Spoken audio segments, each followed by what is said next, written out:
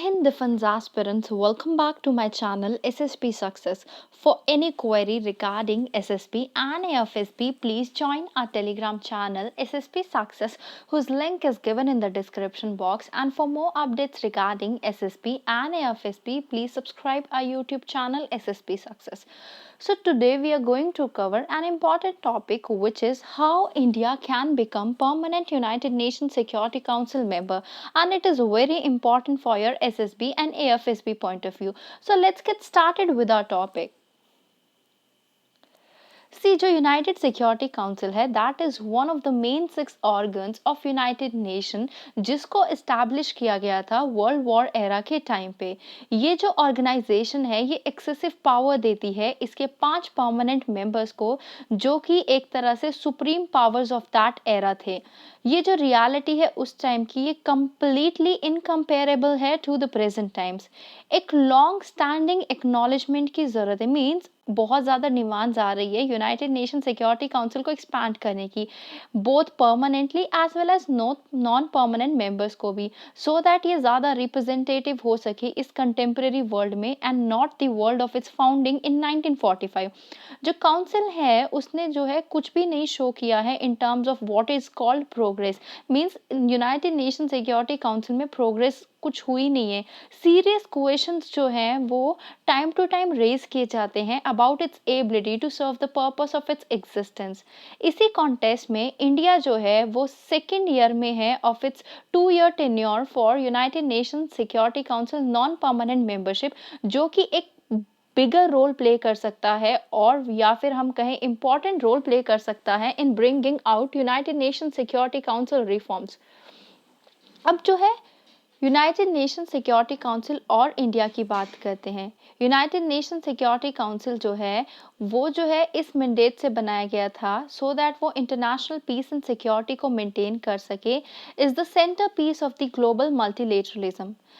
ये सेलेक्ट करता है United Nation Security Secretary General, और काफ़ी इम्पॉर्टेंट रोल प्ले करता है with United Nation General Assembly in electing जजेस to the International Court of Justice. इसकी जो रेजोल्यूशंस है उनको अडॉप्ट किया गया था under chapter 7 of United Nation charter, जो कि बाउंडिंग होती है सारी इसकी मेंबर कंट्रीज पे। United Nation Security council compose किया जाता है 15 मेंबर्स, जिसमें 5 परमानेंट्स हैं और 10 नॉन परमानेंट है। जो 5 परमानेंट मेंबर्स हैं वो हैं China, France, Russia federation, United kingdom, United states, और जो 10 नॉन परमानेंट मेंबर है वो इलेक्ट किए जाते हैं 2 सालों के लिए by the general assembly. India की मेंबरशिप की बात कर लेते हैं। इंडिया जो है 7 टाइम यूनाइटेड सिक्योरिटी काउंसिल में सर्व कर चुकी है as a non permanent member, और जनवरी 2021 में इंडिया ने एंटर किया था यूनाइटेड नेशन सिक्योरिटी काउंसिल के 8 टाइम में।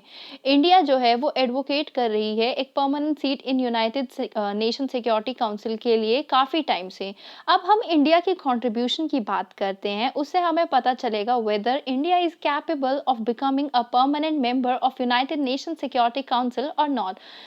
से देखो, इंडिया ने एक्टिव पार्ट लिया है फॉर्मुलेशन में United universal declaration of human rights 1947 से 1948 में, और अपनी वो वॉइस को जो है वो पैशनेटली रेस करता आ रहा है racial discrimination in south Africa के अगेंस्ट। इंडिया ने जो है बहुत इंपॉर्टेंट रोल प्ले किया है डिसीजंस को फॉर्मुलेट करने में ऑन सेवरल इश्यूज, जैसे कि admitting former colonies to the United Nations, addressing deadly conflicts in the Middle East and maintaining peace in Africa. इन्होंने contribute किया है extensively to the United Nations, particularly for the maintenance of international peace and security. India ने part लिया है 43 piece keeping mission में, जिसमें India की total contribution जो थी वो 1,60,000 ट्रूप्स से एक्सीड कर गई थी, और significant number of police personal ने पार्टिसिपेट किया था। अगर हम 2017 के अगस्त की बात करें तो इंडिया जो है वो थर्ड लार्ज ट्रूप कंट्रीब्यूटर है with 7,860 personnel deployed with 10 United Nation peace keeping mission. India की population, territorial size, GDP, economic potential, civilisation legacy, cultural diversity, political system, past और ऑनगोइंग कंट्रीब्यूशन जो है यूनाइटेड नेशन एक्टिविटीज में, उसकी वजह से India जो है टाइम टू टाइम डिमांड करता है एक परमानेंट सीट के लिए यूनाइटेड नेशन सिक्योरिटी काउंसिल में, ठीक है, और जो कि जायज़ भी है बिकॉज इंडिया इतने एफर्ट्स करता भी है। अब जो है इश्यूज की बात करते हैं जो एसोसिएट करते हैं to functioning of United Nation Security Council. सबसे पहला इशू है absence of records and text of meeting. जो करंट रेट ऑफ प्रोग्रेस है यूनाइटेड नेशन सिक्योरिटी काउंसिल में, वो एक सीरियस क्वेश्चन रेस करती है उसकी एबिलिटी, जो वो सर्व अपने पर्पस को सर्व कर भी रहे हैं कि नहीं। जो यूजुअल यूनाइटेड नेशन रोल है वो अप्लाई नहीं होता यूनाइटेड नेशन सिक्योरिटी काउंसिल के डेलिब्रेशन को, और उनकी मीटिंग्स का कोई रिकॉर्ड रखा ही नहीं जाता। एडिशनली कोई टेक्स्ट जो है मीटिंग का डिस्कस ही नहीं किया जाता, ना ही किसी चीज़ में अमेंडमेंट होती है। टेक्स्ट क्या है? टेक्स्ट जो है टर्म है जो कि फॉर्मल डॉक्यूमेंट्स की लिए यूज़ की जाती है, जो कि प्रपोजल और ऑप्शंस रखते हैं, जिसमें मतलब लिखे होते हैं for the diplomatic meetings. Power play in United Nation Security council की बात करें तो मेन प्रॉब्लम ये है करंट सिस्टम के साथ कि इसकी जो कैप्चरिंग ऑफ गवर्निंग कैपेसिटी है इंटरनेशनल सिक्योरिटी रिलेशन की, वो जो है एलिट क्लास ऑफ कंट्रीज के द्वारा होती है। जो वीटो पावर है ना यूनाइटेड नेशन सिक्योरिटी काउंसिल, वो सिर्फ 5 परमानेंट मेंबर्स एंजॉय करते हैं, और जो एलिट डिसीजन मेकिंग स्ट्रक्चर है वो जो है करंट ग्लोबल सिक्योरिटी नीड्स को जो है सूट नहीं करता है।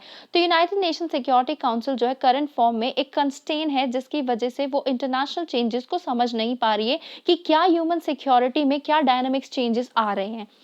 Next is division among P5. There is a deep polarization with United Nation membership. So decision या तो लिए जाते हैं या तो either मतलब वो क्या होता है कि मतलब एक conclusion पे नहीं पहुंच पाते, क्योंकि पांचों जो टॉप पावर है ना वो जो है एक दूसरे के डिसीजंस को ब्लॉक करती रहती है।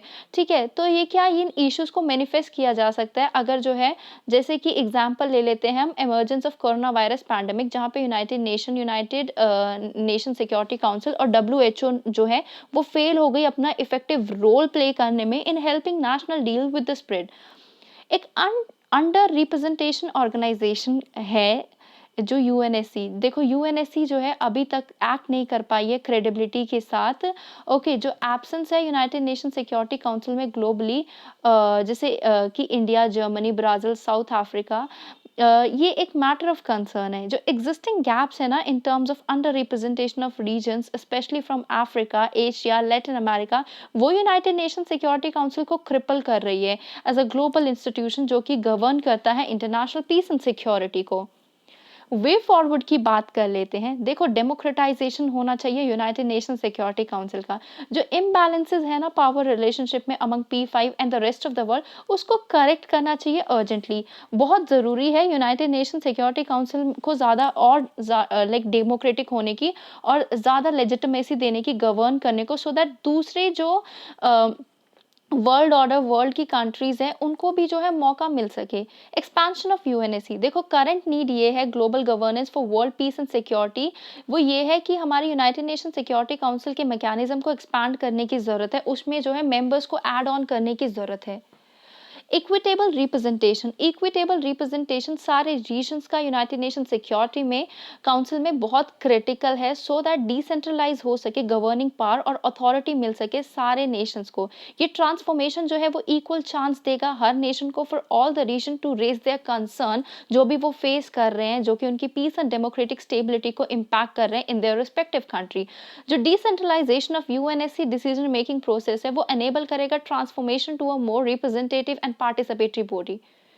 इंडिया का role leveraging non permanent membership के तौर पे बात करते हैं। इंडिया का रोल कैसा रहेगा? देखो, इंडिया एज अ करंटली अभी one of the non permanent member है यूनाइटेड नेशन सिक्योरिटी काउंसिल का। तो वो ड्राफ्ट कर सकती है एक रेजोल्यूशन जिसमें कॉम्प्रिहेंसिव सेट ऑफ प्रपोजल हो for reforming United Nation Security council. वो फर्दर अप्रोच ला सकती है, लाइक माइंडेड कंट्रीज जैसे इंडिया, जर्मनी इकट्ठे होके जो है आवाज उठा सकते हैं। कंक्लूजन में ये बात करते हैं कि 2022 जो है वो सेकेंड और फाइनल ईयर है इंडिया की 8th नॉन परमानेंट मेंबरशिप का। तो इंडिया को जो है आवाज़ उठानी चाहिए सब जो लाइक माइंडेड कंट्रीज के साथ मिलके। So guys, that was all. I hope you like the video. If you like it, please do like, share and subscribe our YouTube channel SSP Success. Thank you guys. Bye bye. Take care.